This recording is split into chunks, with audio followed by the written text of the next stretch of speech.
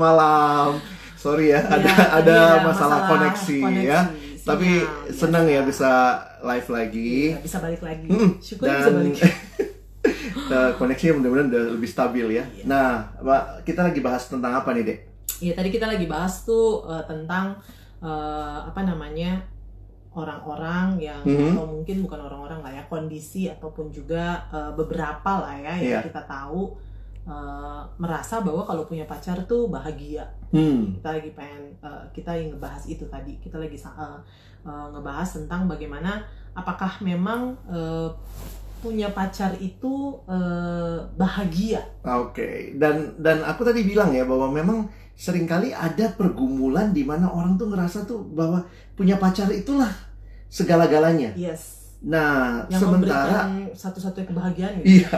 Sementara kalau kita bicara pacaran, nah tadi aku bilangnya gini ya, kita tidak bisa membuat atau jangan membuat pacaran itu jadi bahagia itu jadi tujuan Dalam berpacaran. dalam berpacaran, karena realitanya kalau kita mau jujur, ya namanya relasi itu ada dinamika. Aku tidak menyangkali bahwa di dalam berpacaran itu ada rasa bahagia ya, tetapi Masa-masa menyenangkan. masa-masa menyenangkan ya. Tapi jangan kemudian menjadikan itu sebagai tujuan. Karena kalau kita jadiin tujuan begitu nggak bahagia, maunya ya udah selesai aja, putus aja gitu.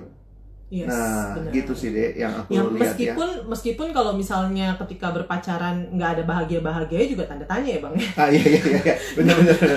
Kok nggak ada bahagianya gitu ya? Sedih amat Harusnya, gitu loh. iya. Harusnya Nggak kan ada juga masa-masa ngalamin. menyenangkannya. Iya, gitu iya. kan ya. Seperti itu. Jadi mungkin pertanyaan mendasarnya, kebahagiaan tuh apa sih bang? Nah, Apa sih waduh. kalau ngomongin kebahagiaan tuh apa sih? Makanya gini loh Dek, sebenarnya di dalam beberapa literatur Kristen ya, ada yang mencoba membedakan antara kebahagiaan atau mungkin lebih dalam dipakai istilah sukacita dengan sekadar kesenangan. Oh, oke. Karena kalau kesenangan itu ya dalam bahasa Inggris mungkin seringkali dibedakan antara joy sama happiness. Oh, oke. Happiness, pleasure, senang. Tapi poinnya gini, kesenangan itu atau happiness itu berkaitan dengan situasi yang terjadi di sekitar kita. Oke. Ketika itu menyenangkan, itu baik semuanya, nah itu bisa oke lah gitu ya. Berarti bukan cuma terkait punya pacar ya? Happiness Benar. Tapi bisa juga misalnya punya uang banyak. Nah gitu ya, jadi punya uang Kalau banyak, usahanya fokusnya uang, sukses ya. gitu ya, studinya berhasil gitu. Nah, ya. tapi lebih dalam lagi dikatakan adalah tentang sukacita, Oke. atau mungkin kalau pakai bahasa malam ini kebahagiaan gitu ya. Tapi itu bicara tentang sesuatu yang lebih dalam di hati, bahkan ketika situasi di sekitar tidak baik sekalipun, kita tetap bisa mendapatkan kebahagiaan atau sukacita karena karena ada Allah yang memenuhi hati kita dan dialah sumber sukacita kebahagiaan yang sejati. Oke, berarti kalau bisa dibilang bahwa sukacita itu seharusnya lahir dari dalam karena hadirnya Kristus dalam hati kita. Betul. Gitu ya. Sedangkan mungkin tanda kutip tadi kalau dibilang happiness, kesenangan itu sesuatu hal yang mungkin dari luar gitu. Dan itu mungkin sementara gitu ya. Iya, Karena asal ada situasi baik ya kita bisa happy. Tapi kalau nggak ada ya sudah. Ya bisa jadi malah merasa waduh nggak ada, bahkan bisa merasa mundur gitu. Ngapain gitu ya?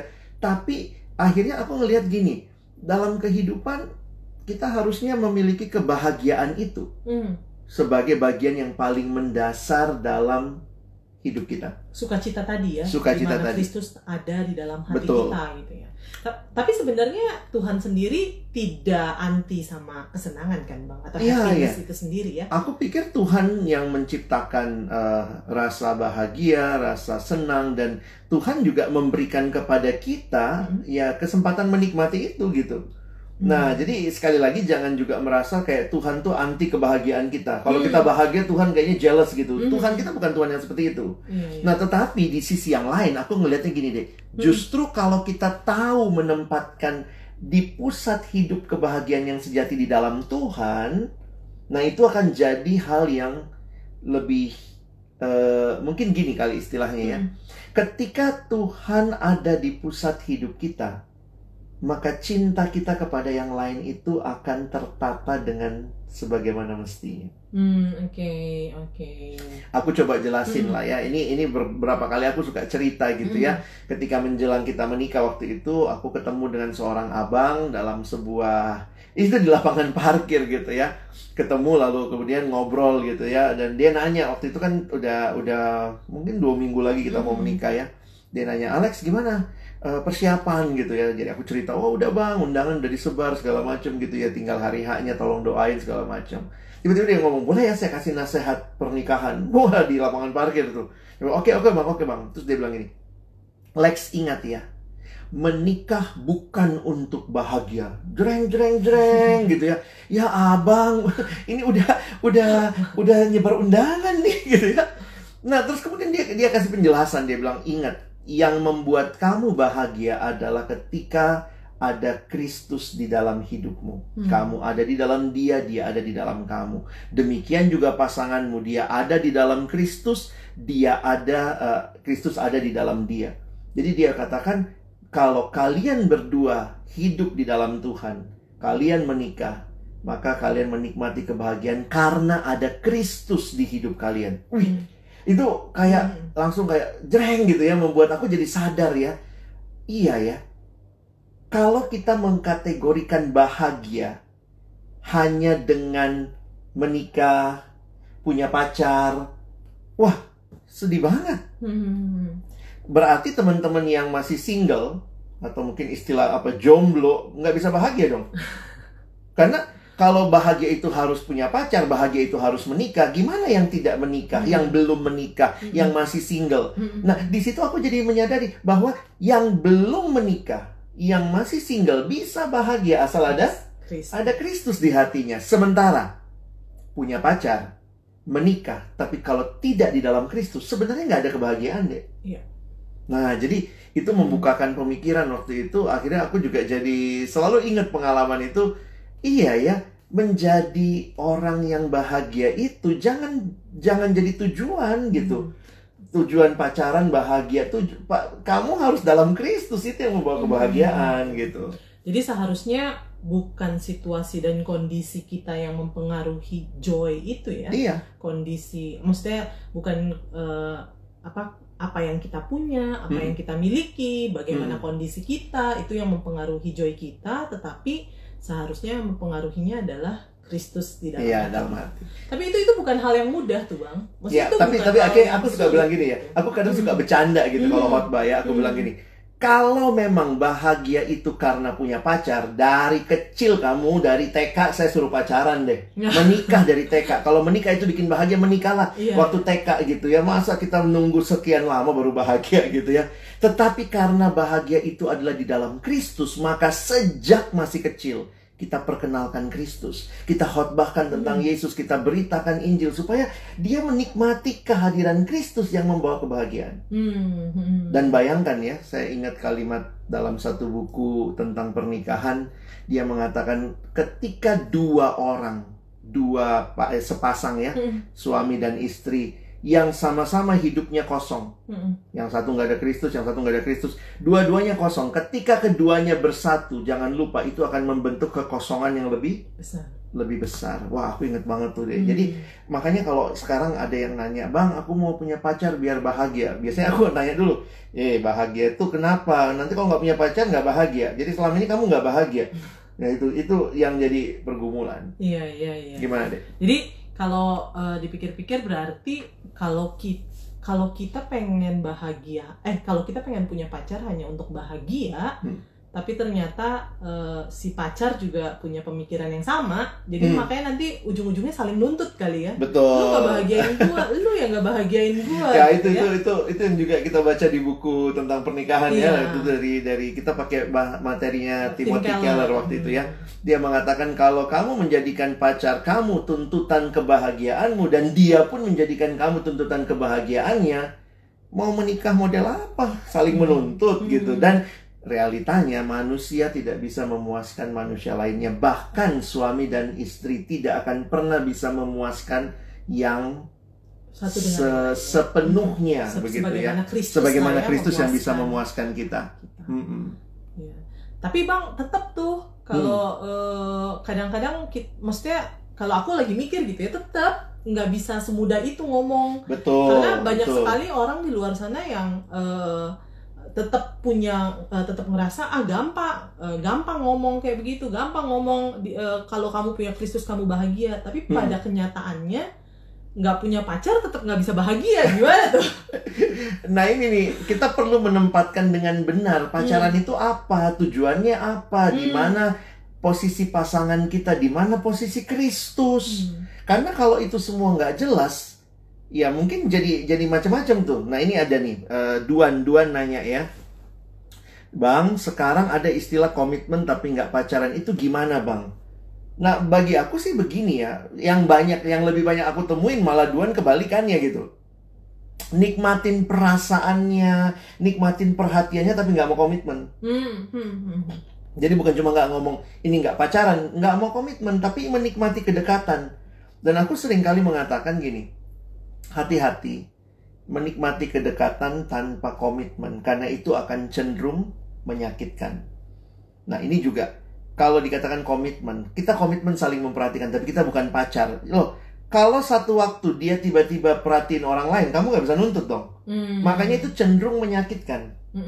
Jadi jangan membangun kedekatan lawan jenis kalau memang tidak ada komitmen yang jelas dan tidak jelas ini apa. Ini lagi mau dibawa ke mana hubungan kita. Iya. Nah, jadi ya emang pada akhirnya bukan punya pacarnya yang memberikan kebahagiaan. Iya. Ya meskipun tadi kita juga udah bilang ya, bukannya berarti menentang. Iya, betul. Menentang bahwa nggak mungkin dalam pacaran tidak ada kebahagiaan atau kesenangan. Iya, tapi itu bukan tujuan dan memang bukan dari kalau saya mungkin yang aku perlu jelasin gini Alide ya. Kita harus sadar, Tuhan kita tuh bukan juga Tuhan yang jealous. Karena ada yang bilang gini, lu jangan terlalu deket sama pacar lu, nanti Tuhan marah diambil pacarmu. Itu tuh kalimat-kalimat itu gue jadi bingung tuh. Dari mana konsepnya Tuhan kok kayaknya ngambek kayak kita? Ya. Nah, tapi poinnya adalah ketika kita mengasihi Tuhan dengan sepenuh hati kita, maka kasih kita kepada pasangan kita itu pasti akan tertata dengan baik. Pada tempatnya. Ya. Sesuai. Sementara sebaliknya, kalau kita hanya mengasihi pasangan kita, kita tidak menempatkan Tuhan sebagai yang utama. Seperti yang tadi ya, kita cuma nuntut dari pasangan kita gitu. Ya kita nggak akan pernah bisa mengasihi dia dengan sempurna juga. Karena akhirnya kita kasih itu kan memberi, bukannya nuntut. Nah itu yang aku pikirin sih deh. Jadi kalau misalnya gitu ya ditanya, ya kalau tujuan pacaran gak untuk bahagia, terus ngapain pacaran? Oh banyak. Tujuan pacaran itu di dalamnya kita jadi saling kenal, kita jadi saling bertumbuh, kita jadi bisa melihat sisi pengenalan yang lebih luas. Dan itu sebenarnya adalah proses Tuhan mendewasakan kita juga, dan termasuk menyiapkan kita untuk relasi yang lebih serius, yaitu pernikahan gitu. Kamu sendiri ngeliatnya gimana? Iya. Kalau aku sih secara pribadi ya sama lah ya, bahwa memang ya tujuannya ya untuk saling mengenal, menikmati punya relasi yang dekat gitu ya, menuju kepada relasi yang selanjutnya. Dan harus realistis bahwa mungkin di dalam relasi itu kita harus mengalami gesekan mungkin. Jadi nggak selamanya bahagia, ayo hari ini aku akan bawa kamu ke bulan. Kan percakapan-percakapan di dalam berpacaran itu sebenarnya bukan hanya hal itu. Ya, aku ngelihat beberapa orang berpikir pacaran untuk bahagia karena dia rasanya nonton drama yang kayaknya kalau udah pacaran ada yang nemenin, ada yang sekedar setiap kali mengisi kesepiannya. Tapi kan ada saat-saatnya pasangan kita nggak bisa ada buat kita. Benar. Kalau dia jadi sumber kebahagiaan kita waktu dia nggak ada buat kita, saya berhenti bahagia. Nah karena itulah aku jadi menyadari gitu ya, bahwa relasi dengan Tuhan itu bukan basa-basi. Karena hanya Tuhanlah yang tidak pernah tidak ada.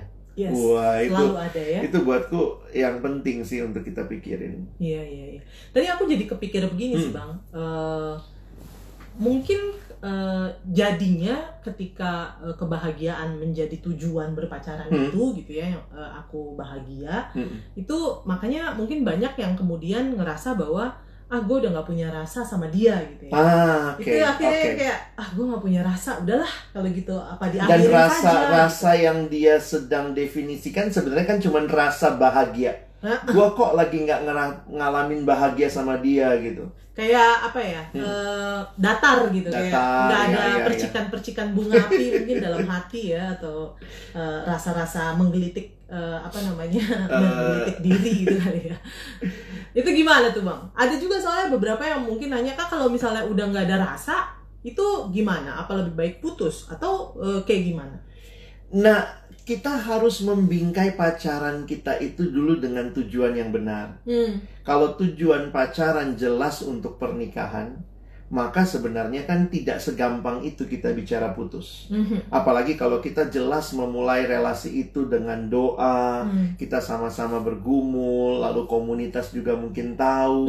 Jadi menurutku ketika kita bicara masalah rasa, itu hanya salah satu dari beberapa hal yang penting di dalam relasi.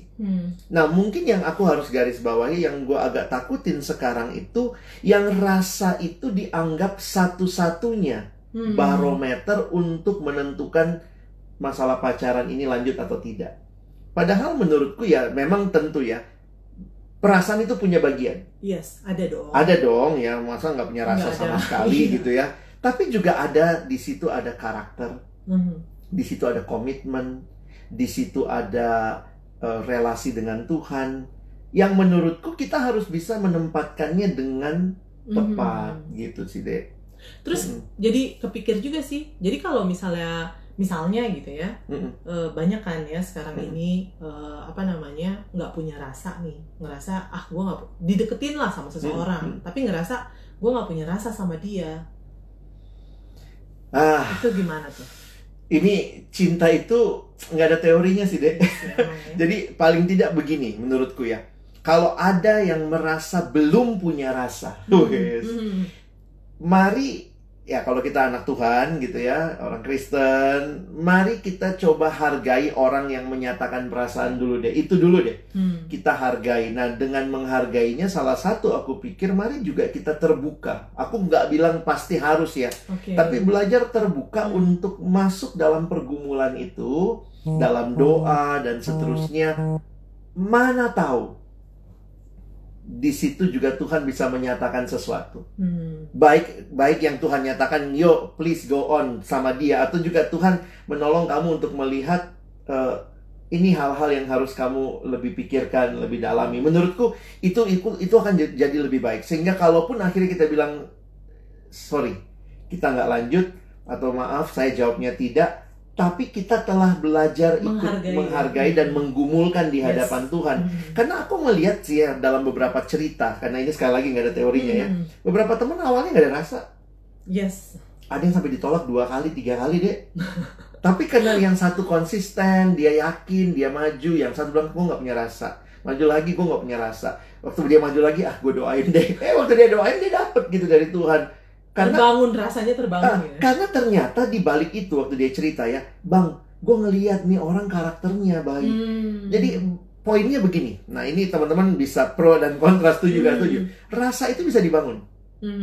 Karena menurutku, ketika ada hal-hal lain yang membuat kita telah mau menjalani relasi, maka kita akan kemudian membangunnya. Mungkin kita awalnya terkesan dengan karakternya dia. Kita bukan dengan perasaan kita, aku punya rasa atau tidak, tapi kita lebih melihat karakternya dia, gue kagum sama dia misalnya. Nah, waktu kemudian kita berani memutuskan menjalani, mungkin rasanya sangat kecil, tapi ketika komunikasi, berdoa bersama, itu rasa akan tumbuh.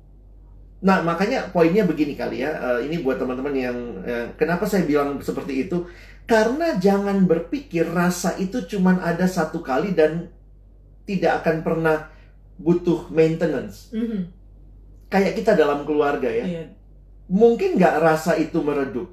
Mungkin waktu komunikasi nggak lancar, waktu saling tidak mengerti. Makanya dalam pernikahan pun kita harus membangun rasa itu. Atau istilahnya gini ya, yang aku suka pakai itu ya, jatuh cinta tuh gampang. Yang susah itu bangun cinta. Jadi cinta yang kita bangun, terus kemudian komunikasi. Dan ketika kita tidak ketemu, tidak punya komunikasi, itu gampang banget hilang rasa itu. Iya. Nah, tapi karena pernikahan kan nggak dibangun atas dasar rasa saja. Yes, ada komitmen, ada karakter, ada kehendak Tuhan yang menurutku kita punya tanggung jawab kalau sudah memasuki relasi itu, mari kita coba bangun rasa itu. Dan kalau ketika kebahagiaan kita itu datangnya dari Tuhan, ya maka yang kita cari pun pasti adalah orang-orang yang memang yang memang dalam Tuhan. Jadi ingat yang itu loh Bang, yang tadi kamu kirim ke aku itu loh. Ada kutipannya. Iya. Coba dibacain deh.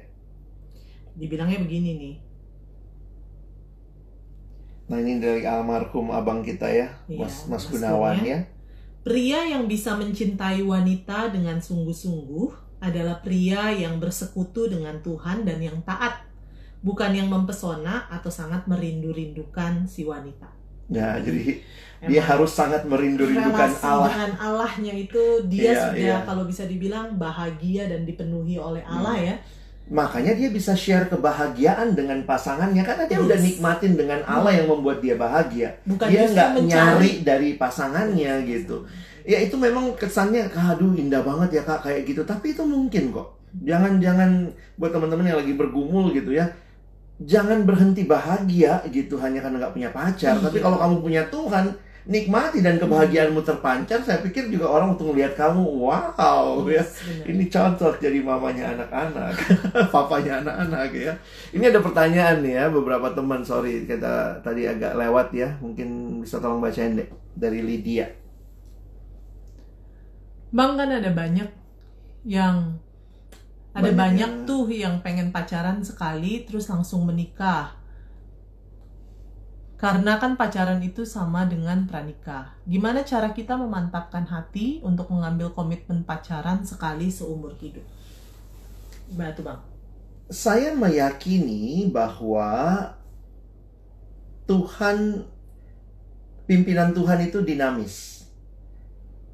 Dan keyakinan itu membuat saya menyadari begini. Sebelum menikah, pacaran itu masih mungkin putus. Tentu kalau kita bingkai itu dengan tujuan pernikahan, kita nggak akan segampang itu bilang putus. Sembarangan juga gitu. Tapi sembarangan cari juga ya. Nggak sembarang cari, nggak sembarang bilang putus. Tapi bukan berarti nggak mungkin putus. Iya. Karena masih pacaran. Jadi miliki kerinduan seperti Lydia ini nih ya, bahwa saya maunya pacaran dan menikah dengan orang ini. Tapi juga jangan tertekan dengan harus sekali pacaran lalu akan menikah dengan dia. Kalau ternyata setelah kamu menjalani pacaran dengan dia, mungkin dia kasar, dia dalam prosesnya gitu ya. Kelihatan aslinya ini tuh dia karakternya begini, nggak cocok dengan saya. Jangan sampai tertekan juga ya. Iya, nanti malu, aku kan kayaknya mau sekali pacar, itulah suami atau istriku.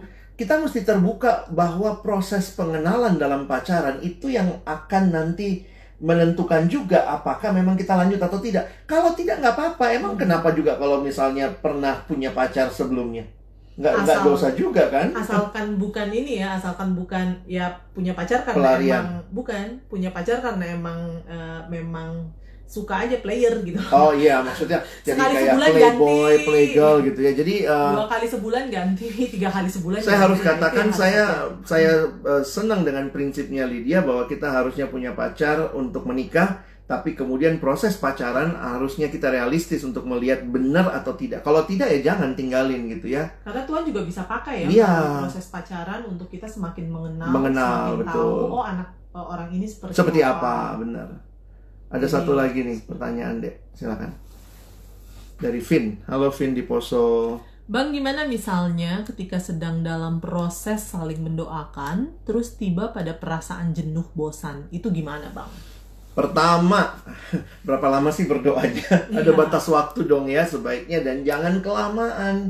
Karena menurutku juga sebenarnya kan ya harus jujur ya. Ini gimana nih kalau gue ngomong begini takut disalah ngerti. Kamu doain pun itu belum berarti itu final keputusan pasti yakin. Ya. Karena menurutku salah satu memastikan itulah pacaran itu. Jadi jujur ya, ini saya kasih contoh, mungkin mirip seperti kasus tadi. Jadi ada satu anak pernah datang dan dia bilang gitu, saya dikasarin pacarnya. Dia dikasarin pacarnya. Pacarnya tuh nendang dia lah, dia pernah dijatuhin dari motor, dia kalau berantem pacarnya maki-maki pakai kebun binatang. Terus saya nanya sama dia, kamu udah konseling, cari tempat untuk ini ya, suruh pacarmu ke konseling atau segala macam, maksudnya biar ditolong gitu.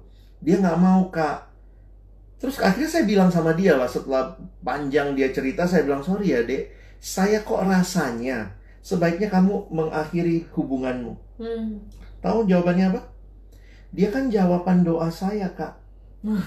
Terus saya bilang, loh, itu kan jawaban doa di awal bergumul. Tapi jangan berpikir, nah ini banyak yang salah kaprah, seolah-olah berdoanya itu cuma di awal, bergumulnya cuma di awal, begitu udah jalanin pacaran, ya udah kayak point of no return. Padahal itu masih pacaran. Dan beda kalau udah nikah ya? Udah nikah beda, itu point of no return. Harusnya kita berjuang, berdoa, segala macam karena sudah demikian. Tapi ketika masih pacaran, masa pengenalan, dia nggak mau ditolong. Saya bilang, stop deh. Dia bilang, tapi itu kan jawaban doa. Nah saya bilang, nah ini salah pikir nih, bahwa dia nggak melihat dengan baik. Nah, dalam masa seperti yang Vin tanya, kalau begitu apa yang dimaksud dengan waktu kita misalnya waktu lagi mendoakan itu kehilangan rasa, bosan, jenuh. Mungkin kita cari tahu dulu kenapa kita bosan apa jenuh. Jangan nggak nyambung gitu ya. Misalnya ya komunikasinya. Tapi kalaupun nanti sudah kita putuskan untuk menjalani, itu pun juga masa di mana masih menguji gitu loh. Jadi kadang-kadang aku pikir yang kita cari dalam masa mendoakan bukan keyakinan nggak akan bisa putus sama dia. Tapi saya belajar meyakini Tuhan, saya mau menjalani relasi untuk kenal dia. Mungkin itu kali doanya ya. Lebih baik putus saat menjalani relasi pacaran daripada dipaksakan ternyata nanti pisahnya pas nikah. Gitu kan gitu ya. Lebih kacau kan? Iya, jadi ya mudah-mudahan sih teman-teman bisa memahami ya bahwa dinamika pacaran itu ada Tuhan di situ. Ayo kita berserah sama Tuhan, tanya terus sama Tuhan, bergumul, buka mata, pakai akal sehat gitu ya, jangan cuman perasaan gitu. Nah, tapi kalau tadi ya balik lagi ke Vin, kalau perasaan itu meredup, menurutmu gimana deh? Kalau aku sih biasanya kalau ada beberapa yang nanya kayak begitu, aku biasanya akan tanya. Pertama, kenapa? Maksudnya meredup dan bosannya itu karena apa? Karena memang tidak di-maintain komunikasi yang baik, karena memang ya tadi yang seperti aku tak bilang gitu ya, nggak nyambung kah ketika berkomunikasi, ya? Ataukah memang karena ya ini yang harus hati-hati ya. Kadang-kadang kita tuh memang kayak semangat tutup botol aja bang. Jadi soda gitu, semangat soda. Jadi di awal-awal ngedeketin, ngajakin bergumul itu diajakin bergumul ataupun ngajakin bergumul kayaknya tuh naik gitu ya. Tapi nanti setelah udah bergumul kok cuma gini doang ya, lalu kemudian dia kehilangan nyusup lagi kayak gitu. Jadi itu yang harus dihati-hati. Dan yang lebih parah lagi adalah karena mungkin jangan-jangan ada yang lain gitu. Makanya ini lebih yang ini aja gitu. Seperti itu. Jadi memang benar-benar perlu dipikirkan dan juga dipertimbangkan, dicari tahu lah kenapa bosan, kenapa kenapa merasa jenuh gitu dengan relasi yang ada. Dan tentunya harus dikomunikasikan juga ya dengan orang tersebut ya. Kok saya tiba-tiba rasanya begini gitu. Nah, menurutku secara praktis juga termasuk adalah batas waktunya sampai kapan. Yes, itu juga. Ya, supaya juga jadi kalau kelamaan kita juga jadi ngerasa kok nggak makin jelas atau apa. Dan ini juga ya, nah ini nggak tahu, kami berdua prinsipnya mirip atau sama lah. Ada orang yang waktu dia bergumul, dia nggak mau ketemu orang yang dia gumulkan. Katanya lagi menguji perasaan, tapi nggak mau komunikasi. Ya oke deh, kita coba 1 minggu ini. Jadi kayak di film-film, gue pengen nggak ketemu kamu seminggu ini, bener nggak kamu satu-satunya dalam hidupku? Saya balik lagi tuh ya, perasaan itu dibangun. Ya, jadi jangan, kalau saya nggak setuju kalau lagi bergumul itu nggak ada komunikasi. Justru komunikasi supaya makin jelas ini mau dibawa kemana, kita makin mengerti. Kan kita butuh pengenalan gitu. Kita nggak mungkin pacaran sama yang kita nggak kenal kan gitu. Benar sekali, itu tepat sekali. Halo teman dari NTT tadi ya, ada Siapa tadi dari NTT? Halo Hansel ya. Apa kabar? Dari SDH ya. Kemarin saya pelayanan SDH, mungkin Hansel ikut dari Kupang ya. Nah, ini dari Aditya Margareta. Bang, kalau udah saling mendoakan, tiba-tiba orang tua nggak setuju, tapi satu sama lain udah merasa cocok, itu gimana Bang? Sama-sama berjuang. Iya dong, maksudnya iya. kalau emang udah yakin, meyakini, ya didoakan dan diperjuangkan sama-sama gitu.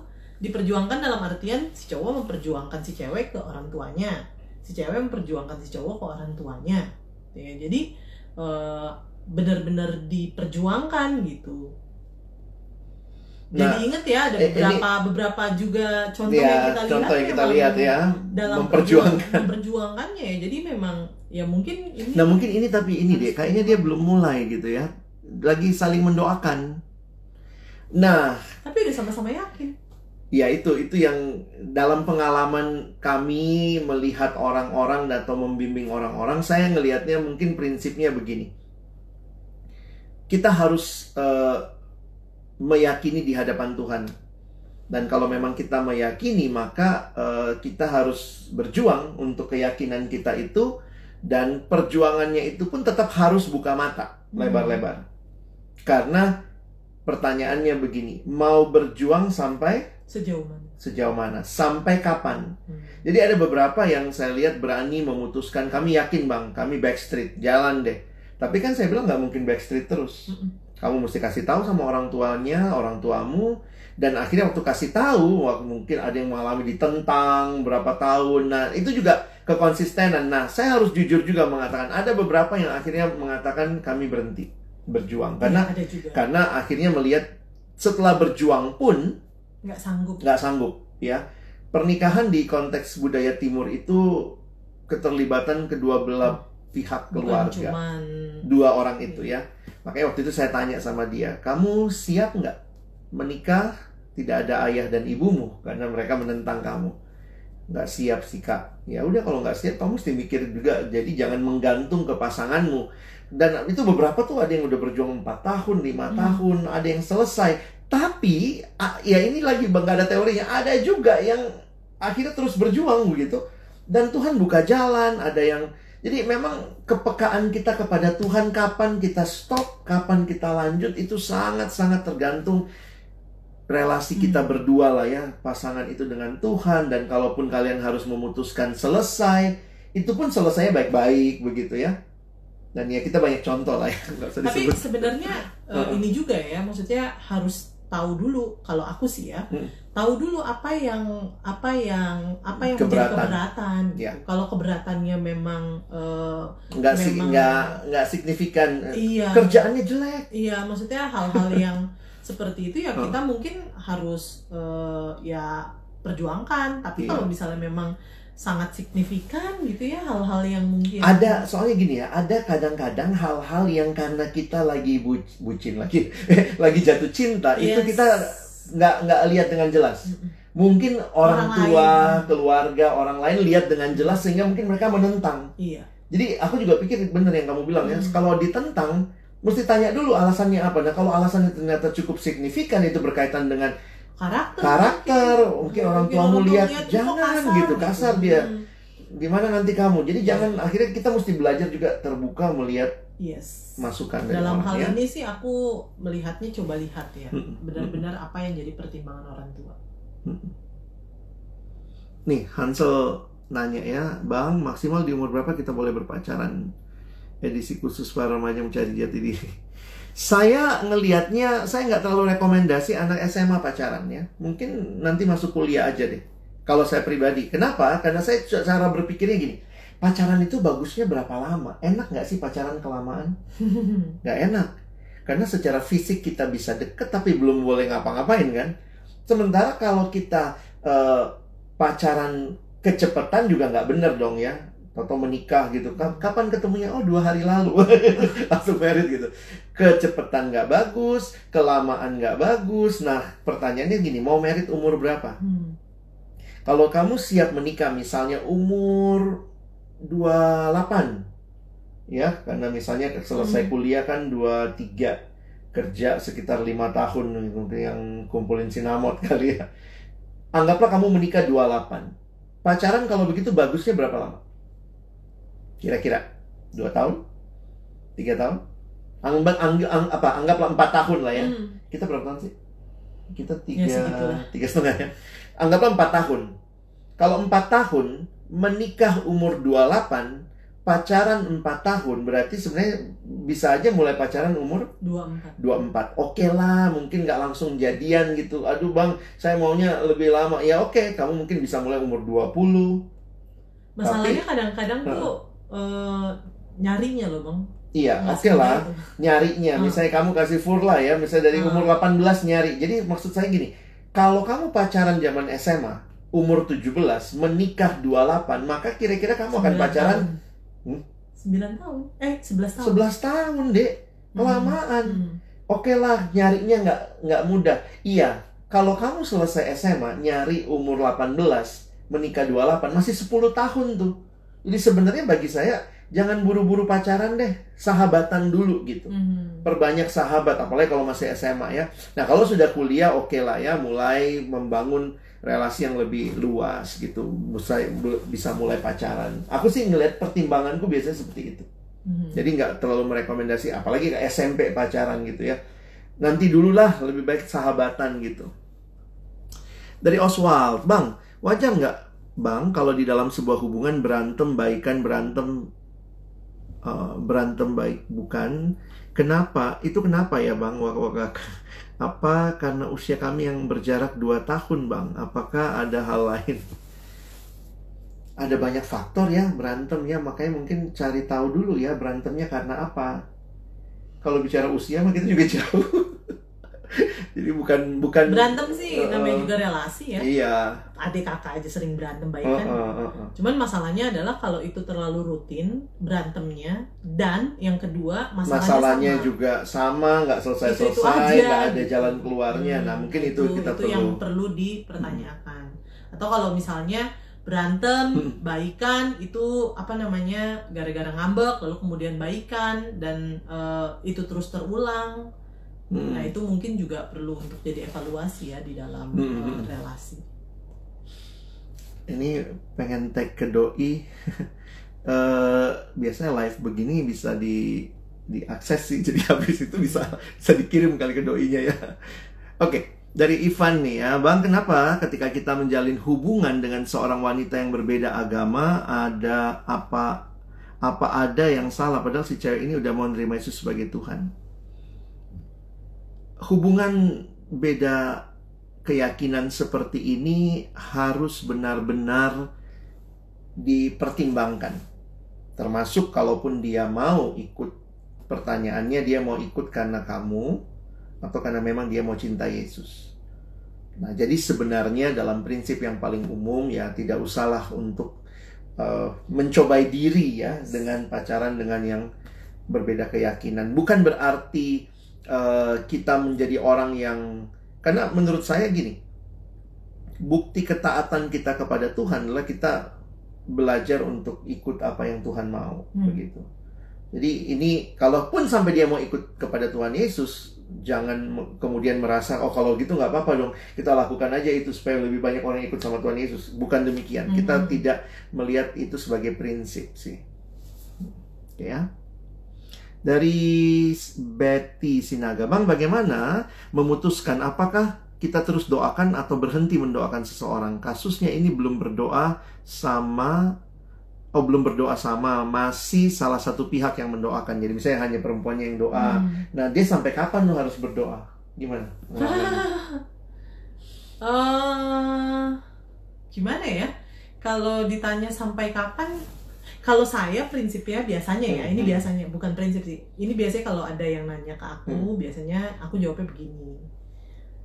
Selama nggak ada yang lain yang kamu lirik, hanya dia, maksudnya selama nggak ada lagi gitu ya, maksudnya memang masih dia yang jadi fokusmu gitu ya didoakan. Tapi kalau tapi bukan berarti kemudian kita juga nggak peka dengan respon ataupun juga dengan ya responnya si orang yang kita doain gitu ya. Jadi harus belajar peka juga dengan respon dari orang yang kita doakan. Apakah dia jangan-jangan dia ngerasa sangat-sangat terganggu gitu dengan cara kita. Nah, aku takutnya begini deh, banyak yang hanya mendoakan, tidak berusaha menjalin relasi.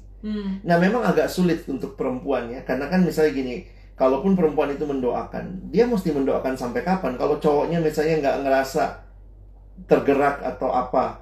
Nah, nggak tahu, kalau aku pribadi ngelihat mungkin ada satu langkah yang perlu ditambahkan, yaitu setelah mendoakan, saat mendoakan ya, waktu kita mendoakan perlu berjuang, baik dalam doa, minta Tuhan pertemukan, beri momen komunikasi. Mungkin kita cari tahu dia sedang mendoakan orang lain atau tidak. Dan kalau memang dia sedang mendoakan orang lain, secara etika ya kita berhenti dong ya. Tapi kalaupun kita terus mendoakan, apa nih yang kita rindukan? Misalnya kita bisa ngobrol sama dia, ketemu sama dia. Jadi memang ya itu cinta nggak ada teorinya, tapi harus kita. Jadi bukan gini, saya doain nanti Tuhan bicara sama dia, tapi Tuhan bicara sama dia lewat apa? Kalau dia nggak kenal kamu, dia nggak pernah bicara sama kamu gitu. Tapi kalau ditanya waktu sih, menurut saya tetap perlu ya. Iya. Perlu ada waktu tertentu supaya kita juga nggak terus-menerus kayaknya. Maksudnya fokusnya ke dia dan akhirnya nggak terbuka sama yang ya, padahal mungkin Tuhan udah hadirkan beberapa yang lain lewat gitu ya, yang deket gitu. Jadi ya itu, berelasilah, tetapi juga peka lah, tapi juga jangan terlalu lama, berikan batas waktu tertentu. Oke. Nah, Lydia nanya lagi, Bang, gimana cara kita menanggapi ada cowok yang suka sama cewek dengan alasan si cowok kalau si cewek bisa mengubah dia jadi lebih baik? Nah, ada tambahannya nih, Dek. Soalnya begini nih, lihat kalimat selanjutnya ya. Dengan case si cowok itu orang yang suka banget mainin cewek kali ya. Cowok bahkan setiap pacarnya itu pernah ditidurinya, Bang. Mainin cewek, Bang, maksudnya. Oh. Hal-hal seperti ini sih kita harus tegas ya. Yang pasti adalah kita pacaran itu jangan berelasi karena saya bisa ngubah dia atau dia bisa ngubah saya. Yang bisa ngubah kita adalah Kristus, gitu ya. Jadi saya membuat dia jadi lebih baik, dia membuat saya jadi lebih baik. Jangan seperti itu. Maksudnya relasi itu seharusnya tidak tujuannya juga bukan hal seperti itu. Yes. Ingat, kita ini sedang mencari teman untuk menjalani perjalanan hidup ke depan gitu ya. Bukan mencari bukan mencari seseorang dalam artian yang tanda kutip bisa memperbaiki hidupmu. Pasti kehadiran orang itu, kalau dia betul sayang sama kita, cinta sama kita, akan mendukung perubahan kita. Yes. Tapi jangan kemudian menjadikan dialah sumber perubahanmu. Karena begitu misalnya dia mengecewakan, kamu bisa jadi lebih buruk. Kamu bisa jadi, biasanya ada yang begitu ya.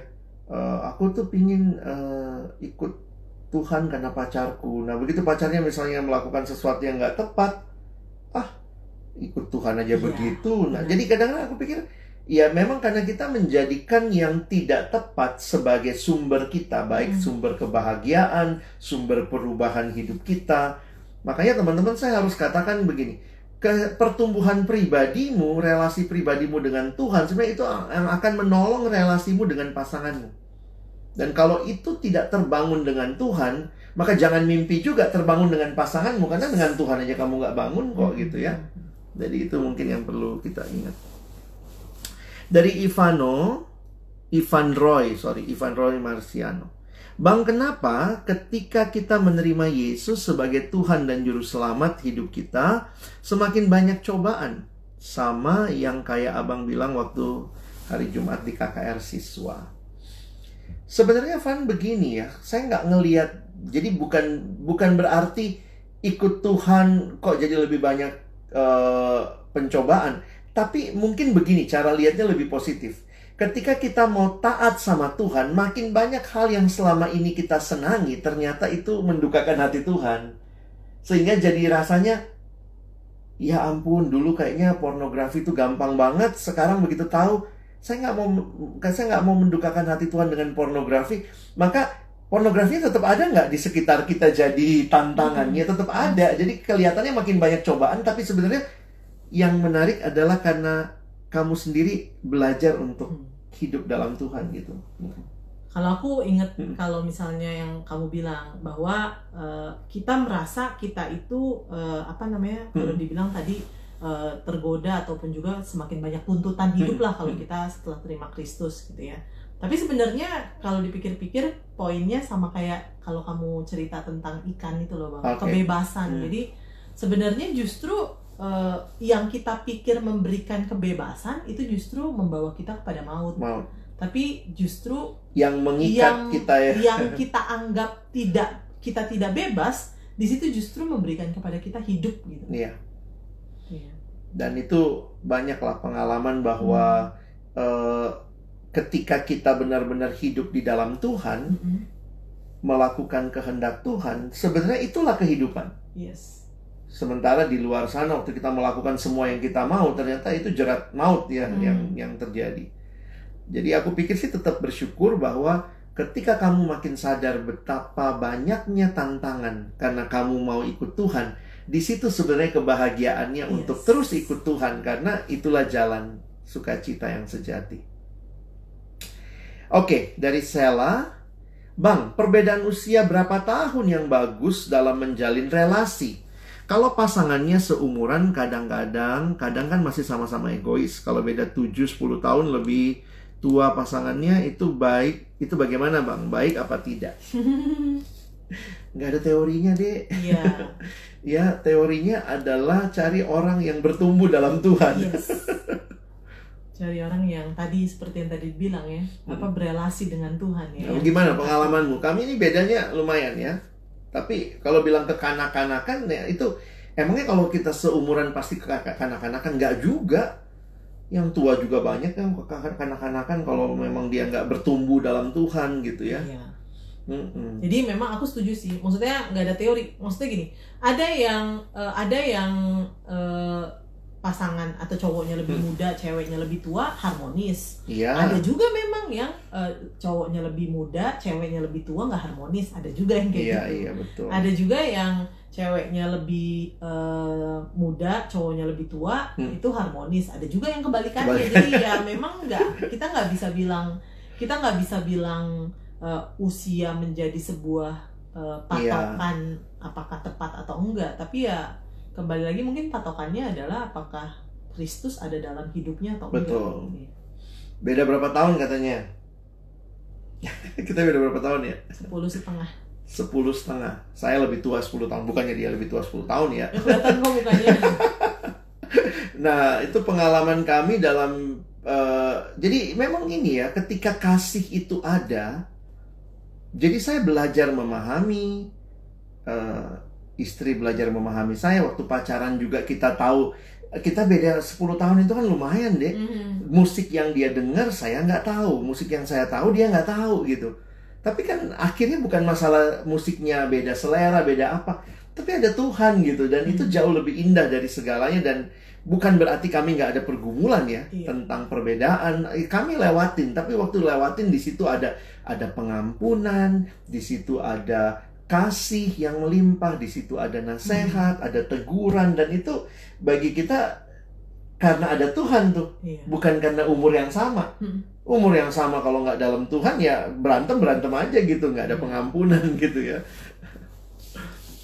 Dari teman kita Kevin mungkin ya, Kevin Purwa, antara cinta atau komitmen menurut abang dan kakak mana yang lebih penting?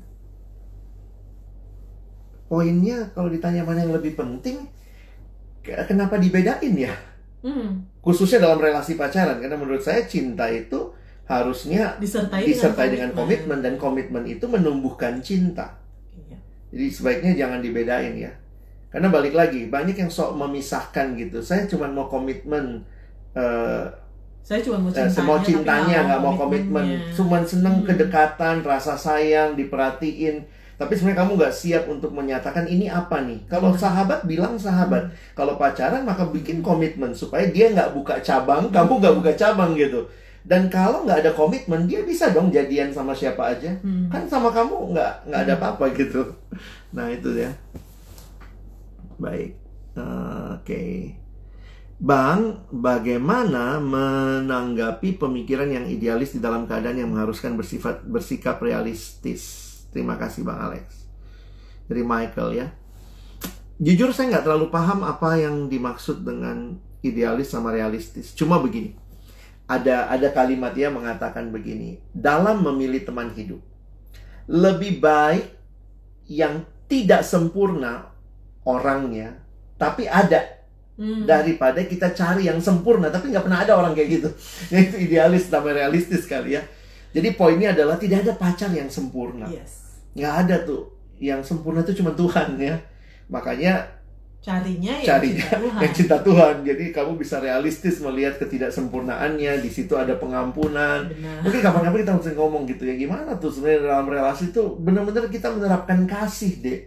Itu yang kadang-kadang banyak orang yang cuma seneng romantismenya, tapi dia lupa bahwa di dalam menjalin relasi itu ada gesekan, ada tangisan. Karena mungkin dalam masa sekarang yang ditampilkan kasih itu disamakan dengan romantisme. Jadi romantisme itu adalah jadi kayak ya kalau lu cinta sama gue, lu romantis dong sama gue.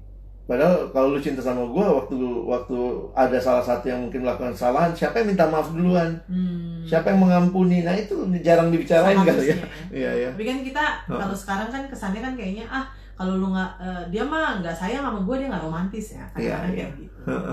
Jadi kayak disamakan gitu loh antara dikasihi itu kalau si pasangan bertindak romantis. Cinta ada komitmen di dalamnya kalau setauku, iya sih ya, Daniel Arianto ya. Intimacy, passion, commitment. Mungkin taruh komitmen duluan kali ya. Hati-hati bangun kedekatan kalau nggak ada komitmen. Aku sangat takut sih itu. Nggak ada pacar yang sempurna, adanya judul lagu ya Freddy. Iya. Jadi mungkin ya kalau kita coba ambil benang merah dari pembahasan malam ini, kira-kira apa tuh, Dek? Ya yang pasti kalau ditanya punya pacar itu sama dengan bahagia, ya tentunya kebahagiaan hanyalah berasal dari Kristus yang hadir di dalam hati dan juga kehidupan kita. Tapi bukan berarti tidak ada hal-hal yang menyenangkan di dalam kita menjalin relasi berpacaran. Justru kalau nggak ada hal yang menyenangkan, berpacaran hanya dapat sedihnya doang, itu tanda tanya besar juga gitu ya. Tuhan nggak pernah nggak pernah melarang untuk kita menikmati rasa senang, rasa sukacita ya, excitement ya. Tetapi poinnya adalah itu hanya bisa didapatkan kalau kita sudah menikmati kebahagiaan yang sejati di dalam Kristus. Tapi itu nggak cuma terbatas sama pacaran kali ya. Iya. Tapi juga relasi-relasi hal-hal yang lain ya, betul. Kayak misalnya kita dengan orang tua kita juga gampang sekali memberhalakan orang tua, seperti memberhalakan pacar. Dialah sumber kebahagiaanku, dialah. Tentu kita sayang banget ya, tapi kemudian jangan jadikan berhala. Maksudnya jangan jadi berhala tuh gimana tuh Bang? Kadang-kadang mungkin itu yang agak-agak susah ya dicerna atau dipahami, itu maksudnya gimana gitu.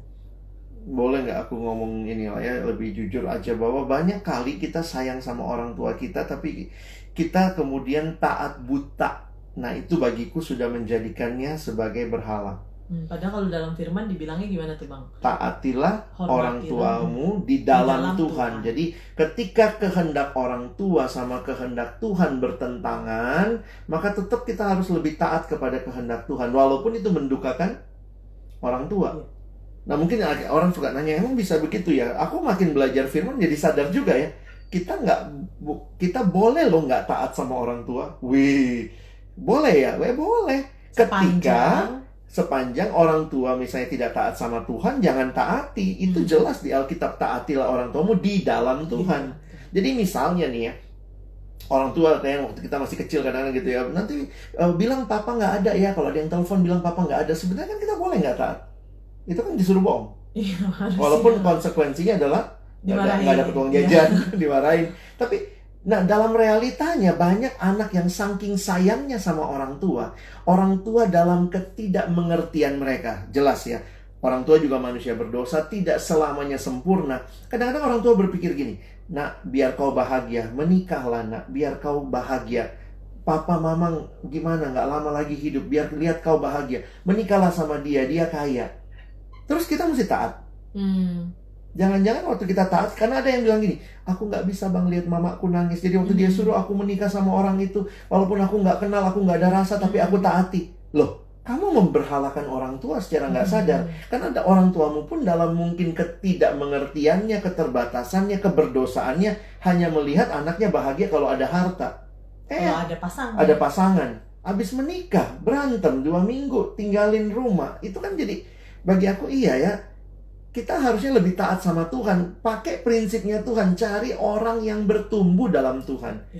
Jadi walaupun orang tua bilang, ini anak... Nah, tapi kan ada juga yang orang tua baik ya. Dan ternyata yang diperkenalkan orang yang baik ya.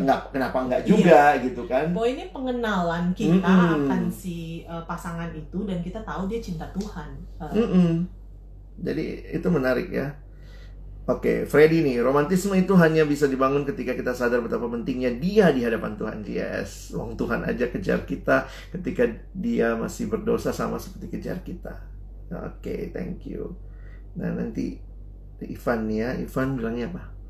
Bang, ketakutan itu kan bukan berasal dari Tuhan. Tapi kenapa dalam situasi ini banyak orang yang mengalami ketakutan? Apakah ini permainan iblis yang sedang menggoyangkan iman orang percaya?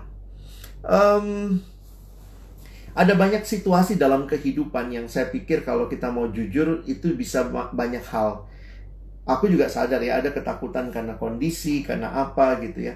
Tetapi ketakutan yang membuat kita nggak percaya kepada Tuhan, saya pikir itu yang mungkin harus kita waspadai, menjadi permainannya si iblis ya. Jadi tapi di Mazmur, nanti kapan-kapan kita bahas ya. Tapi di Mazmur ada juga banyak ketakutan yang pemazmur bawa kepada Tuhan. Jadi poinnya adalah begini, jujur dengan ketakutan kita, tapi kemudian keluar dari ketakutan itu, datang kepada Tuhan. Makanya di dalam Mazmur, bahkan pemazmur jujur loh, dia ngomong, waktu aku ini takut, aku ini percaya kepadamu. Jadi takut itu sebenarnya reaksi wajar dalam menghadapi pergumulan hidup. Tetapi ketika kita takut dan tidak berserah kepada Tuhan, jangan-jangan itu bisa dipakai jadi tipuan iblis untuk kita yang selalu meragukan Tuhan, meragukan kebenaran Tuhan, kebaikan Tuhan gitu ya. Sebenarnya mungkin respon atas ketakutannya. Iya. Oke. Wah, ada Errol sama Aaron. Mamanya pasti yang mainnya atau bapaknya. Dari Freddy tadi, kita boleh nggak taat sama orang tua ketika ada yang mereka utarakan bertentangan dengan kehendak Tuhan? Iya, itu prinsipnya ya. Saya makin yakin kalau yang orang tua sampaikan sesuai kehendak Tuhan, taatlah. Kadang-kadang kita juga suka nggak taat walaupun udah sesuai kehendak Tuhan. Orang tua bilang berhenti main game, harusnya berhenti gitu ya. Taat, tapi ada hal-hal yang orang tua dalam kelemahan mereka, keberdosaan mereka lakukan dalam ketidaktaatan, jangan ditaati. Saya suka kasih contoh ekstrim. Saya tiba-tiba, kita sayang banget sama mama kita, papa kita, terus pas pulang mama kita bilang, ayo nak, kita bunuh anak tetangga. Masa mesti taat? Gitu ya. Jangan taat yang buta gitu ya. Oke. Dari Vivi, Kak, tips hubungan pacaran jarak jauh gimana dong, Kak? Komunikasi sih, Dek. Siapin pulsa lah. Iya, dan memang harus punya memberikan waktu ya. Iya, punya waktu. Kalau kalian apalagi kalau beda time zone ya, itu tapi kalau masih dalam satu time zone sih masih lebih enak ya. Beberapa orang yang LDR dengan luar negeri itu kadang-kadang saya juga pikir agak menderita tuh ya, yang satu mau tidur, satu baru melek gitu ya. Nah, tapi di situ di komunikasi itu, nah mungkin dengan adanya teknologi yang bagus sekarang, coba nyalain camnya mungkin, jadi bisa lihat ekspresi, itu lebih menolong ya. Video kamera. Tapi jangan aneh-aneh ya, video call yang baik gitu. Kita nggak tahu berapa lama lagi sih ini, Dek. Jadi kalau tiba-tiba nanti harus putus, teman-teman, ini ya. Ada. Tadi mulai jam berapa karena Iya, sempat keputus tadi ya. Dari Stefani. Kak, gimana tanggapannya tentang pacaran yang beda agama tapi sudah berlanjut lama? Saya harus katakan untuk yang pergumulan beda agama, teman-teman harus belajar untuk melihat pimpinan Tuhan, termasuk dalam ketaatan. Karena beberapa kali saya melihatnya begini. Kalau memang putus itu sakit, pasti sakit. Tapi ini cuma masalah putus sekarang atau putus nanti. Jadi cuma masalah sakitnya sekarang apa nanti. Dan dalam ketaatan kadang-kadang saya pikir memang harus ada harga yang harus kita bayar. Tentu kalian yang sudah jalanin, kalian yang harus lihat, evaluasi hubunganmu. Ini seperti apa, dan kalau jelas tidak taat dalam Tuhan, ya udah, harus diselesaikan. Menurut saya sih begitu ya. Iya, nggak ada kompromi sih ya kalau hal itu ya, mau udah berlanjut lama kayak mau baru mulai. Karena nampaknya di balik pertanyaan itu adalah sakit kak. Nah, saya suka pakai ilustrasi ini. Sama kalau kita nanam tanaman, makin dalam akarnya, itu pasti ketika dicabut makin banyak tanah yang terkuak. Jadi kalau kamu takut sakit, sebenarnya jangan pernah memulai. Kenapa kamu takut sakit kalau tahu misalnya nggak bisa lanjut ya? Tapi makin lama, makin dalam akarnya, nanti dicabut makin sakit. Jadi sebenarnya ini cuma masalah yang saya bilang tadi, mau sakit sekarang apa sakit nanti. Karena ketidaktaatan itu ya memang nggak enak gitu ya. Aduh, aku jadi kangen banget denger khotbah Alex di Perkantas dan di KBD. Iya, Van. Nanti bisa lihat di Spotify juga, ikut di YouTube gitu ya. Ada beberapa khotbah yang saya taruh di situ dan juga di Instagram ya. Keingetan aja kan ada teman main namanya Time Zone ya, dan dari Miki, Bang Alex, ya biasanya kami save ya. Jadi habis ini semoga masih bisa diakses. Saya nggak tahu yang tadi soalnya sempat keputus di awal ya. Jadi thank you. Mudah-mudahan sih ini jadi berkat buat teman-teman, baik yang mungkin sedang berpikir memulai relasi maupun yang sedang menjalani begitu ya. Ya belajarlah untuk melihat kehadiran Tuhan itu penting buat hidup kita. Disitulah kita akan menikmati juga kebahagiaan sejati, dipimpin Tuhan gitu. Oke. Kak Alex, Freddy ya, bagaimana mengerti pimpinan Tuhan dalam cinta dua orang yang sekarang bertobat, padahal dulu dalam pacarannya ketemu di diskotik MBA, tapi sekarang melayani Tuhan. Dalam Kristus ada pengampunan, ada pemulihan, dan ingat gitu ya, saya selalu ingat begini, yang sudah lewat tidak bisa diperbaiki. Sehingga mungkin sikap kita terhadap yang sudah lalu, mungkin kesalahan, pergumulan, berdamai ya. Yang bisa diperbaiki itu yang ke depan. Dan yang menarik, di dalam Tuhan selalu ada permulaan yang baru ya. Jadi bukan cuma di pom bensin ya, mulai dari nol ya Pak. Tapi dalam Tuhan pun mulai dari hidup yang baru itu bukan hidup yang seolah-olah tidak ada yang lama ya. Memori itu mungkin masih ada, tapi kita berdamai. Karena apa? Kristus sudah mengampuni. Kita pun harus jangan hidup dalam kesalahan, jangan menghukum diri sendiri gitu ya. Tapi hiduplah dalam kebenaran dan hidup maju terus, dan belajar untuk tidak mengulangi kesalahan. Belajar juga untuk menyaksikan kasih setia Tuhan. Karena mungkin juga ada orang-orang yang gagal seperti kamu, yang perlu dengar berita sukacita dari Tuhan ya. Oke, dari Sally, dari 2013 sampai sekarang aku suka dengan khotbah Alex. Thank you deh. Apalagi dulu saya benar pasangan hidup ya. Memang kalau ngomong pasangan hidup nggak ada habisnya ya. Kadang-kadang kami kalau mau live bingung mau ngomong apa, tapi ada aja gitu ya, teman-teman bertanya, kami jadi ingat lagi. Halo Pray, makasih Bang, sungguh menguatkan, sama-sama deh. Makasih Ivan juga, Tuhan berkati, Freddy juga. Oke, mungkin kita selesai dulu. Yes. Ya, terima kasih teman-teman. Terima kasih teman-teman. 1 jam sudah hampir teman-teman ya. Iya. Di malam hari seperti ini. Ayo tidur yang besok mesti kerja. Thank you banget sudah ikutin, dan mungkin kalau jadi berkat juga bisa share ke teman-teman yang lain. Kami akan coba cari waktu juga ya. Minggu ini kita bingung banget gitu. Hari apa ya mau live ya? akhirnya udah. Ini kayaknya agak lagi full. Iya, lagi full karena banyak pelayanan dan memang ya pelayanan online ternyata lebih full gitu ya dari hari biasanya gitu. But thank you teman-teman. Kita doa sebentar ya. Boleh. Ya. Tuhan terima kasih. Apa yang kami bagikan biarlah juga boleh menjadi bagian yang memberkati setiap teman-teman. Agar sungguh dalam membangun hubungan, Engkaulah sumber kebahagiaan sejati kami. Kami bersyukur, berterima kasih. Dalam nama Yesus. Amin. Thank you teman-teman. Tuhan berkati. Ya, sama-sama. Nanti kita coba live lagi ya. Baik teman-teman, selamat malam, selamat istirahat.